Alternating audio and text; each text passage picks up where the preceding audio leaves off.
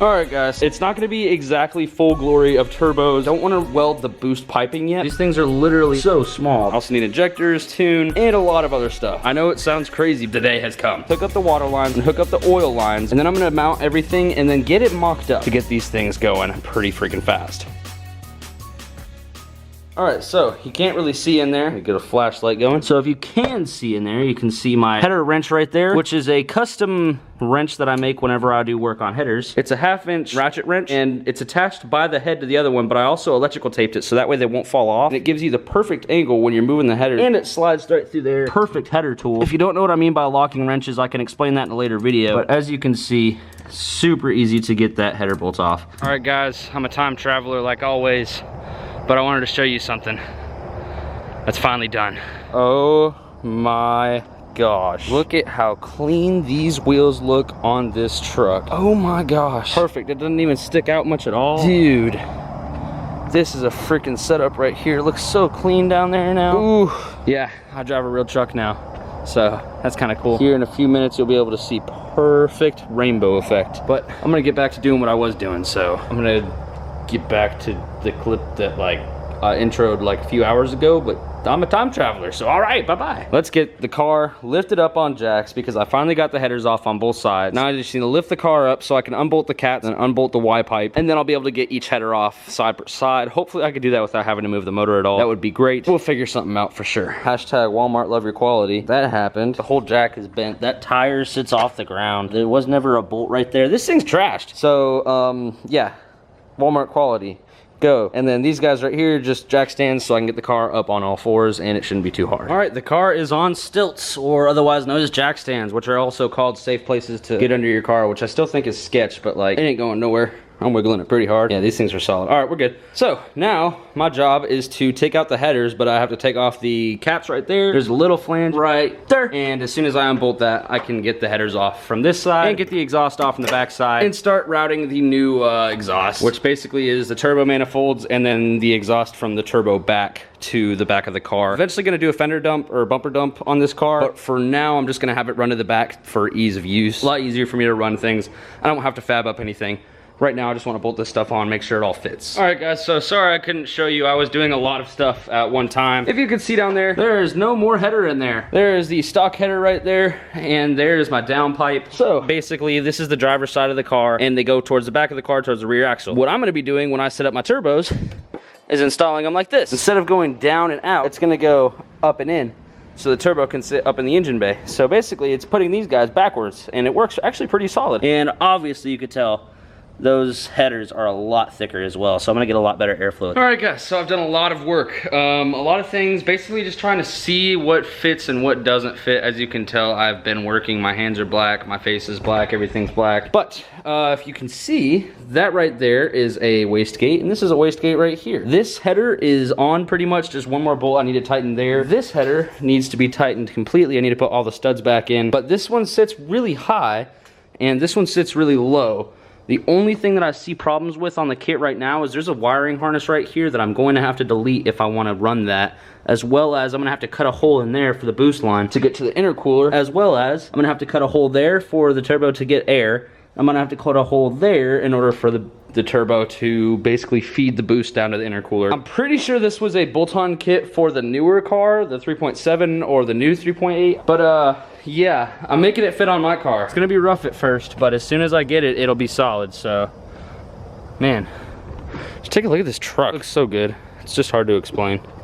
Oof, oof, oof, it looks so good. Oh yes. It finally looks solid. I'm also going to lower the rear end just like 1, maybe 2 inches, just so it sits level instead of work truck style. And that paint too, oh my gosh, just with all of the sparkles. Man, this thing is freaking beautiful. It's beautiful. All right, so I have the headers bolted in. I bolted up the exhaust, attached all the vacuum lines back there.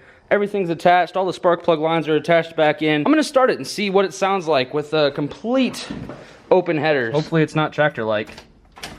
Oh boy, I'm kind of scared.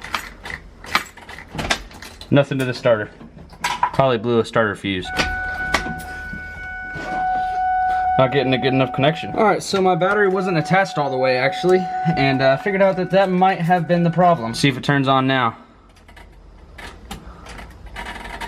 Nothing. It sounds like starter relay. Is it this?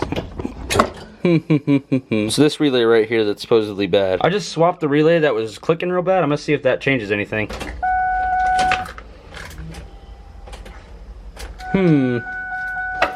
Interesting. Alright, so I have the ignition on, and I have to turn the car on via jumping it, which is kind of cool, but at the same time, it's whatever. So, screwdriver in there, and let's let them touch. That is loud! Oh my god! That is loud, oh my god! Holy f***. I'm sorry, neighborhood. That sounded like literally a freaking pro stock car. Oh my gosh. I really hope I didn't wake anyone up. That was freaking loud. I don't even know what to do right now. Oh my gosh, that was so loud. But it smells so good too. I love open headers. Oof. All right, I'm gonna take off this fender, and I gotta figure something out. I gotta move this fuse box in the cab or something. Gotta get that thing away from that exhaust. Pretty much all these wires right here, the starter relay and everything, I gotta move them completely. So it's not gonna be fun, but I gotta do it. That's one of those things that you can't do without. Okay, so what I've got going on here is I have basically taken this harness and ejectode. There's a few more things in here that I need to take out, replace, move to a different spot. But pretty much this is out, the fuse box or power distribution block. I gotta figure out what I wanna do with it, because there's gonna be a fat turbo right here, and this header is just gonna be way too close for it to sit right here. It would just melt and melt everything inside of there. So I definitely have to move it somewhere. I just gotta figure out where and how. So I'm gonna go ahead and try and figure that out. All right, it's the next day, and let's pick up where we left off. I have the whole fuse box out and pretty much ready to move. What I'm gonna do is I'm gonna take the grinder with the cutting wheel and cut this and cut that, slide the fuse box in here and put the fuse box in the fender well for now. Hopefully that can get it out of the way and the wire harness to where it won't burn from getting hot. So I'm gonna go ahead and start trying to do that, and hopefully I'll find my GoPro sometime soon so I can actually get GoPro footage of this. All right guys, what's going on? Welcome to Po Boys. It's nighttime because it's like super hot in the daytime, and I work in a garage and there's no fans or anything like that because it's a garage. Not very good ventilation there. So what I'm going to be doing today is putting some new parts on the truck, since that's finally got some furnaces on it. Finally gonna be doing stuff to the truck. So what I have here, the first mod, is what people call a FICM, meaning fuel injector control module, or injector control or ICM. IDM? Inject? I don't know what the heck it is. I usually call it fuel injector control module. Mine happens to be in the under fender well right here, so I gotta take all these bolts off. They look like 6, maybe 7s. Take that 10 out, and maybe that bolt right there. Take out the fender liner and push it out of the way, and then I can reach the thing up there. Oh yeah. All right, so you pull out the fender liner, the tire, obviously since it's so big, I turned it to get myself a little bit more room. It's gonna be basically right here on this side of the F350. I'm gonna turn the camera like this. Right there is the pigtail for the module. Basically just have to take out that 10 mil bolt. It's really hard to see, but it's up there. I just took out the 2 mounting bolts that mount this thing in. Bam, easy. Ow, something just cut the balls out of my finger. Oh, it might have been one of these. Oh yeah, it was definitely the pins. I got stabbed by the pins. Now I have to mount this on there with the same mounts like that, and we will be done, which those will be 8s right there. Just change the mount to this one, then mount it back in the truck, mount that pigtail back on, and we're Gucci. Hopefully, in theory, the truck should turn on a lot better. Hopefully. All right, so I got everything installed, all bolted back up. If it takes a while to start, then it was not my problem. And if it starts right up, then we should be problem solved. All right, let's get it in. Giggity.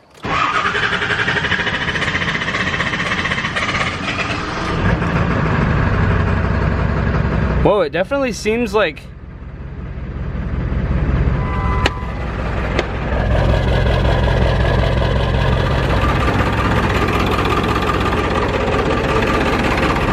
sounds like next up I have to do injector O-rings, which sucks, but it's what you gotta do when you own a diesel. Alright guys, so the truck doesn't run good anymore. It's misfiring very bad after putting the new radar detectors going off. Basically, I have to check a few things. I'm gonna check the wiring going to the top side of the valve cover on both sides, make sure there's no chafing. Also the IPR valve down there, or I believe it's IPR, so IP something.